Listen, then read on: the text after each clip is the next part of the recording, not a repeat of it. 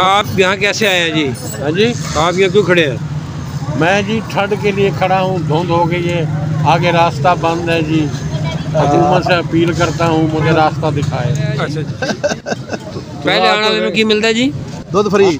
दूध free? Free बिल्कुल। दही नहीं मिलता? नहीं दही फ्री नहीं है, दूध फ्री है। अच्छा, दूध फ्री जी। तो हम तुसी पहले आए थे? नाल चीनी भी पत्ती भी। हाँ, मुझे दूध नहीं दे रही है ये हुकूमत।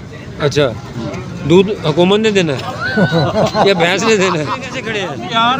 आप लेना है जी दूध। हाँ जी, दूध लेना है। मौसम कैसा है? मौसम तो अच्छा है।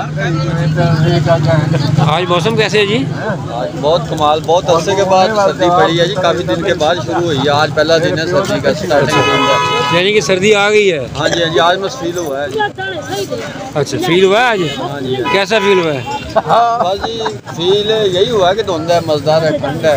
चलो हम भी इंजॉय करते हैं, कहीं बाहर तो जा नहीं सकते, इधर ही इंजॉय करना है। यानी मुल्तान ही मरी बन गया है? हाँ जी, मुल्तानी मरी बन गया, पीरी पीरी शहर मरी बन गया। शहरों में रहते हुए केमिकल से पाक खालिस दूध लेना कोई आसान काम नहीं है। ये दूध वाले के इंतज़ार में खड़े कुछ शुगल मेला जो आपकी खिदमत में पेश है।